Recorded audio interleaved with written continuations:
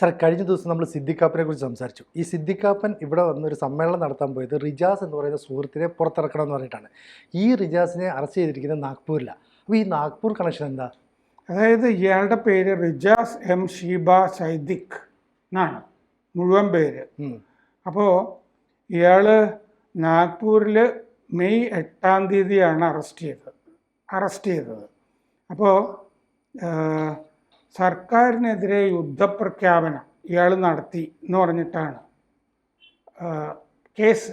എന്ന് പറഞ്ഞാൽ ഫോണിൽ നമ്മുടെ സൈന്യത്തിന് വിരുദ്ധമായ സന്ദേശങ്ങളും ഒക്കെ പലർക്കും അയച്ചിട്ടുണ്ട്. മഹാരാഷ്ട്ര പോലീസ് ഈ തെളിവൊക്കെ ഇയാളുടെ കയ്യിൽ നിന്ന് പിടിച്ച ഉപകരണങ്ങളിൽ നിന്നൊക്കെ ശേഖരിക്കുകയൊക്കെ ചെയ്തിട്ടുണ്ട്. അപ്പോൾ ഈ ഉപകരണങ്ങളൊക്കെ മെയ് 11-ന് തന്നെ കണ്ടെടുത്തിരുന്നു. മാവോയിസ്റ്റാണ് എന്നതിന് തെളിവൊക്കെ പോലീസിന് കിട്ടിയിട്ടുണ്ട്. UAPA ചുമത്തിയിട്ടുണ്ട്. മഹാരാഷ്ട്ര ATS, കേരളത്തിൻ്റെ ATS, ആൻറ്റി ടെററിസ്റ്റ് സ്ക്വാഡ്, ഭീകരവിരുദ്ധ സ്ക്വാഡ്, മഹാരാഷ്ട്രയിലെയും കേരളത്തിലെയും ഒക്കെ ഈ റിജാസിനെ പറ്റിയൊക്കെ നന്നായിട്ട് അറിയാവുന്നതാണ്. റിജാസ് എം ഷീബ സൈദിഖ്. അപ്പോൾ 7 ദിവസം കൊണ്ട് കൂടുതൽ തെളിവുകൾ കിട്ടും എന്നൊക്കെ അന്ന് തന്നെ പറഞ്ഞിരുന്നതാണ്. അപ്പോൾ നിരോധിത സംഘടനകളുമായിട്ടൊക്കെ റിജാസിന് ബന്ധമുണ്ട്. നിരോധിത പുസ്തകങ്ങളും കയ്യിൽ നിന്ന് കിട്ടിയിട്ടുണ്ട്. അതുമാത്രമല്ല, രഹസ്യരേഖകളും കിട്ടിയിട്ടുണ്ട്. ഈ പണം കടത്തിയതായിട്ടോ അങ്ങനത്തെ പണവുമായി ബന്ധപ്പെട്ട തെളിവുകളൊന്നും കിട്ടിയിട്ടില്ല. പക്ഷേ ശിക്ഷിക്കാൻ മാത്രമുള്ള തെളിവുകളൊക്കെ ഉണ്ട്. പ്രത്യേക NIA കോർട്ടിൽ ഈ കഴിഞ്ഞ വ്യാഴാഴ്ച കേസൊക്കെ വന്നിരുന്നു. CPI മാവോയിസ്റ്റ് പ്രവർത്തനത്തിന് ഫണ്ട് പിരിച്ചിരുന്നു എന്ന് കണ്ടിട്ടുണ്ട്, മാവോയിസ്റ്റുകളുടെ കൂടെ അവരുടെ പ്രവർത്തനത്തിന്. പിന്നെ ഇയാളുടെ ഫോണിൽ കോമ്രേഡ് വാലിക എന്ന് പറഞ്ഞൊരാളുടെ നമ്പർ, കോമ്രേഡ് വാലിക എന്ന് പറഞ്ഞിട്ട് ഒരു നമ്പർ സേവ് ചെയ്തിട്ടുണ്ട്. അത് മാവോയിസ്റ്റ് ആയിരിക്കുമല്ലോ. മാവോയിസ്റ്റുകളുടെ യഥാർത്ഥ പേരായിരിക്കില്ല, അവരെ അറിയപ്പെടുന്നത് വേറെ പേരിലായിരിക്കും. പിന്നെ ഹിസ്ബുൾ മുജാഹിദ്ദീൻ, അതുമായി ബന്ധപ്പെട്ട ആളുകളുടെ പേര് JKLF, ജമ്മു കാശ്മീർ ലിബറേഷൻ ഫ്രണ്ടിൻ്റെ. പിന്നെ അസ്ഫക് എന്ന് പറഞ്ഞൊരു സുഹൃത്തുമായിട്ട് ഓപ്പറേഷൻ സിന്ദൂർ സമയത്ത് ഇയാൾ ചാറ്റ് ചെയ്തിട്ടുണ്ട്. അസ്ഫക്, അതാണ് പട്ടാളത്തിന് എതിരെയൊക്കെ ചെയ്തിരിക്കുന്ന ചാറ്റ്. ഇയാളുടെ സിഗ്നൽ ആപ്പിൽ ദുരൂഹ ചാറ്റുകൾ ഇയാൾ ചെയ്തതായിട്ട് കാണുന്നുണ്ട്. അതിൽ end of the war on people group എന്ന് പറഞ്ഞിട്ട് കാണുന്നുണ്ട്. ദുരൂഹ ചാറ്റാണ്, end of the war on people group എന്ന് കാണുന്നുണ്ട്. പിന്നെ കളക്റ്റീവ് ഗ്രൂപ്പിനെ സംബന്ധിച്ച് ദുരൂഹ ചാറ്റ്, ഇതൊക്കെ ഞാൻ FIR-ൽ നിന്നുള്ള കാര്യങ്ങൾ പറയാണ്. കളക്റ്റീവ് ഗ്രൂപ്പിൽ ദുരൂഹ ചാറ്റ്. മറ്റേത് പീപ്പിൾ എന്ന് പറഞ്ഞ ഗ്രൂപ്പിൽ എൻഡ് ഓഫ് ദ വാർ, അതിനെപ്പറ്റി ചാറ്റ്. പിന്നെ ലണ്ടനിലെ ഒരാളുടെ നമ്പറിൽ ദുരൂഹ ചാറ്റ്, ടെലഗ്രാമിൽ ഇത്തരം ചാറ്റുകൾ ഒക്കെ കണ്ടിട്ടുണ്ട്. പിന്നെ മൊബൈൽ ഗാലറി ഉണ്ടല്ലോ, ഗാലറിയിൽ നിരോധിച്ച പല സംഗതികളും കാണുന്നുണ്ട്, രേഖകളും ഒക്കെ കാണുന്നുണ്ട്. ഉദാഹരണത്തിന് ഈ മൊബൈൽ ഗാലറിയിൽ കാണുകയാണ് ഇയാൾ ഒരു നിരോധിച്ച ഏതോ മാവോയിസ്റ്റ് പുസ്തകത്തിൽ നിന്നോ മറ്റുള്ള ഭാഗം പകർത്തിയിരിക്കുന്നത്. ഇങ്ങനെയാണ്: യാഥാസ്ഥിതിക ബ്രാഹ്മണ മതത്തിനെ പ്രതിനിധീകരിക്കുന്ന ഫാഷിസ ശക്തികളെ തോൽപ്പിച്ച് ഹിന്ദുത്വ കുഴിച്ചുമൂടാം, ജനകീയ ജനാധിപത്യത്തിന് അതിൻ്റെ അന്ത്യം വരെ നമുക്ക് പോരാടാം, മാവോയിസ്റ്റ് എന്നുണ്ട്. പിന്നെ കശ്മീർ പ്രശ്നത്തിന് എളുപ്പ പരിഹാരം JKLF നേതാവ് അമാനുള്ള ഖാൻ ഉണ്ട്. പിന്നെ ഒരു സുഹൃത്തുമായിട്ട് ഇൻസ്റ്റയിൽ ചാറ്റ് ചെയ്തിട്ടുണ്ട്. അത് 1 മാസം മുമ്പ്, ഈ പിടിക്കുന്നതിന് 1 മാസം മുമ്പേ നാഗ്പൂരിൽ അവരെ കാണാനായിട്ട് ഇയാൾ പോയി, സുഹൃത്തിനെ കാണാൻ പോയി. അപ്പോൾ നാഗ്പൂർ എന്ന് പറയുന്നത് വളരെ സെൻസിറ്റീവായ ഒരു സ്ഥലമാണ്. എന്തുകൊണ്ട് RSSന്റെ ആസ്ഥാനമാണ് അവിടെ. പണ്ടും RSS ആസ്ഥാനത്തിൻ്റെ അടുത്തൊരു ആക്രമണം ഇപ്പോൾ പാകിസ്ഥാനിലുള്ള ഹൈദരാബാദ് സ്വദേശിയായ ഒരാളുടെ നേതൃത്വത്തിൽ നടന്നിട്ടുള്ളതാണ്. അത് നേരത്തെ വിവരം കിട്ടിയത് കൊണ്ട് അത് പൊളിക്കുകയും ചെയ്തിരുന്നു അന്ന്.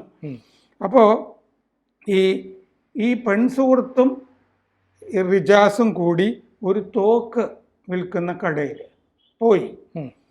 അപ്പോൾ അവിടെ എയർ റൈഫിളുമായി ഇയാൾ നിൽക്കുന്ന ഒരു ചിത്രം പെൺസുഹൃത്ത് എടുത്തു.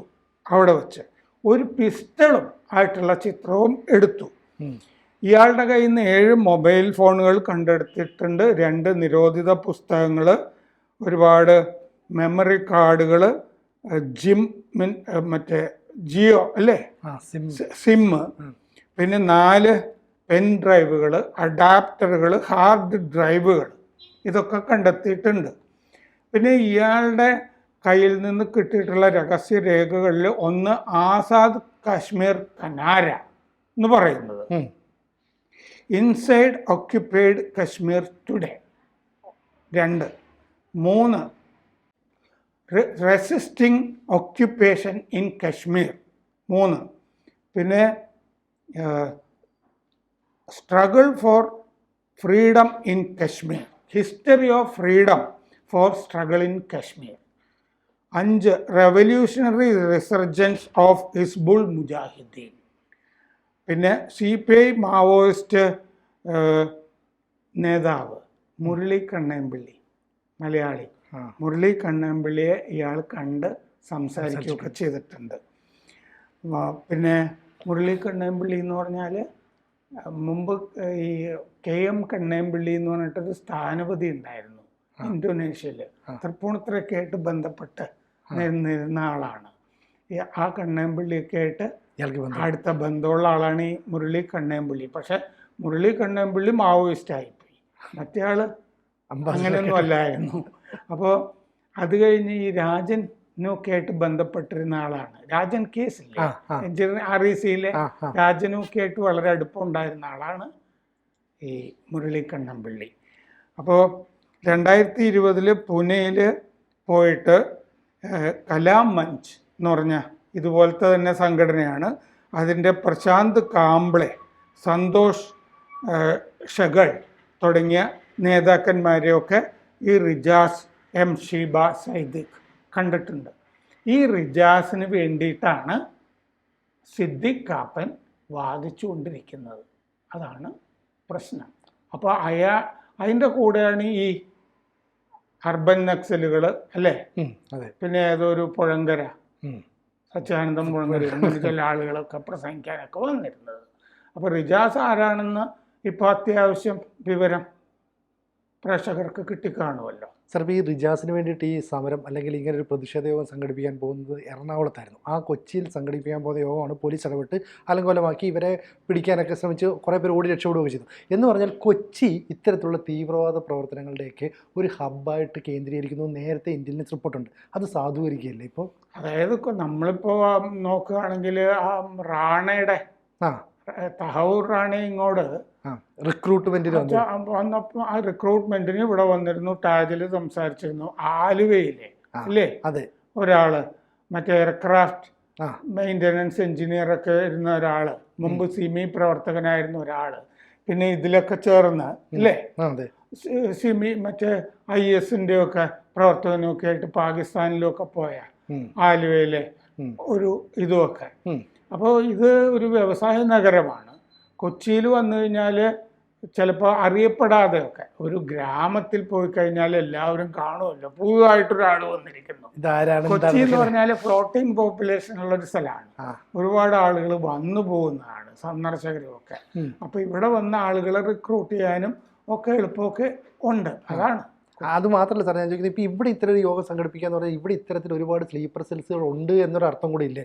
മുമ്പ് ഒരു അന്യസംസ്ഥാന തൊഴിലാളികളെല്ലാം സംഘടിപ്പിച്ചുകൊണ്ട് SDPI പോലെയുള്ള സംഘടന ഒറ്റ രാത്രി കൊണ്ട് വൻ തോതിൽ ആളിനെ കൂട്ടി. അപ്പോൾ വളരെ ശ്രദ്ധിക്കണ്ടേ ഈ സിറ്റി? ഇവിടെ മറ്റേ ജ്യോതി മൽഹോത്രയും വന്നിട്ടുണ്ടല്ലോ. കാരണം എന്താണെന്ന് വെച്ചാൽ ഇവിടെയാണ് രാജ്യാന്തര വിമാനത്താവളം ഇരിക്കുന്നത് കൊച്ചിയിൽ. ആളുകളൊക്കെ വന്നു കഴിഞ്ഞാൽ പെട്ടെന്ന് വിമാനത്തിലും ഒക്കെ വന്നിട്ട് അല്ലേ അതെ ആളുകളെയൊക്കെ കണ്ടിട്ട് പോകാവുന്നൊരു സൗകര്യമുണ്ട്. ഒരു റിമോട്ടായ ഒരു സ്ഥലത്ത് എത്തണമെന്നുണ്ടെങ്കിൽ ഇപ്പോൾ മറ്റേ കാസർഗോഡോ മറ്റോ ആണെങ്കിൽ അതിന് കുറച്ച് പ്രയാസമുണ്ട്. ഇവിടെ പെട്ടെന്ന് എത്താം, വിമാനത്തിൽ വന്ന് പെട്ടെന്ന് കാര്യങ്ങളൊക്കെ ചെയ്തിട്ട് പോകാവുന്നതാണ്. നെടുമ്പാശ്ശേരിയിൽ വന്നിട്ട് അല്ലേ, നെടുമ്പാശ്ശേരിയിൽ തന്നെ ഹോട്ടലുകളുണ്ട്, വലിയ പഞ്ചനക്ഷത്ര ഹോട്ടലുകളൊക്കെ ഉണ്ട്, അവിടെ വെച്ചും കാണാം. പിന്നെ ആലുവ കളമശ്ശേരി പോലെ പോലെ വളരെ സെൻസിറ്റീവായ മേഖലകളൊക്കെ ഉണ്ട്, എന്തും ചെയ്യാവുന്ന വിധത്തിൽ. അതുകൊണ്ടാണ് ഇവിടെ ഇതൊക്കെ നടത്താം എന്നൊക്കെ ഇവർ വിചാരിക്കുന്നത്. ഇപ്പം തടിയൻ്റെ അവിടെ നസീറും ഒക്കെ വന്നു പോയിട്ടുണ്ടല്ലോ ഇവിടെ. അപ്പോൾ അങ്ങനെയാണ്. ഇപ്പം സിദ്ദീഖ് കാപ്പൻ കുറച്ചുകൂടി സജീവമായിട്ടുണ്ട് ഇല്ലേ, വേങ്ങര. നമ്മൾ ഇന്നലെ മറ്റേ 1.5 കോടി രൂപയുമായിട്ട് ഒരാൾ അവിടെ കറങ്ങി നടന്ന് പിടിയിലായതിൻ്റെ, സ്കൂട്ടറിൻ്റെ മുമ്പിൽ വെച്ച് കെട്ടിയതിൻ്റെ കാര്യമൊക്കെ നമ്മൾ പറഞ്ഞിരുന്നല്ലോ. കൂടുതൽ വാർത്തകളും വിശേഷങ്ങളും നിങ്ങളിലേക്ക് എത്താൻ ABC മലയാളം സബ്സ്ക്രൈബ് ചെയ്യുക, ബെൽ ബട്ടണും അമർത്തുക.